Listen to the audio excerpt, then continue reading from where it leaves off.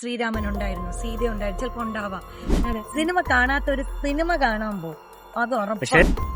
എനിക്ക് കേട്ട ഒരുപാട് ചീത്തകൾ നിങ്ങൾക്കറിയാം. കലയായിട്ട് യാതൊരു ബന്ധമില്ലാത്ത കുറെ രാഷ്ട്രീയക്കാരുടെ ആൾക്കാർ വരുമ്പോ ഈ സിനിമ കാണാൻ ആഗ്രഹിക്കാത്ത ഒരു സിനിമ കാണാം. അതിന്റെ ഏറ്റവും വലിയ ഉദാഹരണം എമ്പുരാൻ സിനിമ. എമ്പുരാൻ സിനിമയെ കുറിച്ച് ഞാൻ പറഞ്ഞപ്പോ തന്നെ എനിക്ക് കേട്ട ഒരുപാട് ചീത്തകൾ നിങ്ങൾക്കറിയാം. എനിക്ക് പലരുമാണ് അയച്ചു തന്നത്. പക്ഷെ അന്ന് എന്തുകൊണ്ടാണ് എമ്പുരാന് ഏറ്റവും നല്ല റേറ്റിംഗിൽ നല്ല ഇതിലാണ് അവർ കൊണ്ടുപോയത്. ബിസിനസ് നന്നായിട്ട് നടത്തി വിദേശ രാജ്യങ്ങൾ.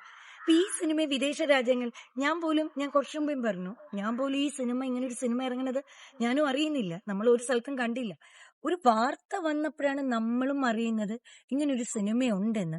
ഈ എമ്പുരാൻ പോലെ തന്നെ ഒരു സ്ട്രാറ്റജി ആയിരിക്കോ ഇതിലും എനിക്കറിയില്ല എമ്പുരാൻ സ്ട്രാറ്റജി ആണോ ഇല്ലേന്ന് എനിക്കറിയില്ല, കാരണം അതിലോട്ടൊന്നും ഞാൻ പോകുന്നില്ല.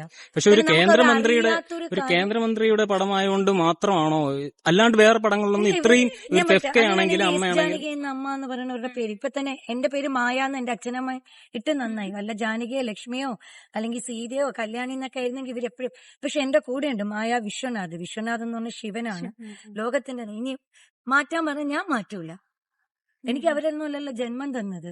അപ്പൊ ഇത്രയേ ഉള്ളൂ, അഴുകിയ മനസ്സുകളാണ്. കല അറിയാവുന്നവരെ ഇവിടെ കൊണ്ടിരുത്തുക. കലയായിട്ട് യാതൊരു ബന്ധമില്ലാത്ത കുറെ രാഷ്ട്രീയക്കാരുടെ ആൾക്കാർ വരുമ്പോ ഏത് രാഷ്ട്രീയക്കാരുടെ ആൾക്കാർ വന്ന് അവരാണ് വന്നിരിക്കുന്നത്. ഇതിനെക്കുറിച്ച് ഒന്നും അറിയാത്തവരെ പിടിച്ച് ആ കസേരയുടെ വില കളയുന്ന രീതികളാണ് ഇന്ന് കാലഘട്ടത്തിൽ ഇതിൽ ഏറ്റവും എടുത്ത് പറയേണ്ടതാണ് ഈ OTT പ്ലാറ്റ്ഫോമിലൊക്കെ യാതൊരു തരത്തിലുള്ള ഒരു ഇതുമില്ല. OTT പ്ലാറ്റ്ഫോമിന് തൊടാൻ മടിയാണ്. കാരണം അത് വലിയ വലിയ കോപ്പറേറ്റീവ് കമ്പനികളാണ് OTT പ്ലാറ്റ്ഫോം. അവരെ തൊട്ട് നോക്ക്, പുളിക്കും, ഇവരുടെ കൈവിറയ്ക്കും. ഒരു പേര് മാറ്റാനാണ് ഇത്ര ബഹളമെങ്കിൽ ഇവരെന്തുകൊണ്ടാണ് ഇവിടെ സ്ത്രീകളും പുരുഷന്മാരും അനുഭവിക്കുന്ന ജോലി സംബന്ധമായ കാര്യങ്ങൾ ഇടപെടാത്തത്?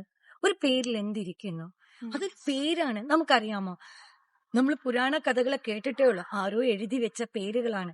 ശ്രീരാമൻ ഉണ്ടായിരുന്നു, സീത ഉണ്ടായിരുന്നു, ചിലപ്പോ ഉണ്ടാവാം, അല്ലെങ്കിൽ ഗണപതി ഉണ്ടാവോ, അല്ലെങ്കിൽ അക്ബർ ഉണ്ടാവാമോ, അല്ലെങ്കിൽ ജോസഫ്. ഇതൊക്കെ ഒരു പേരാണ്.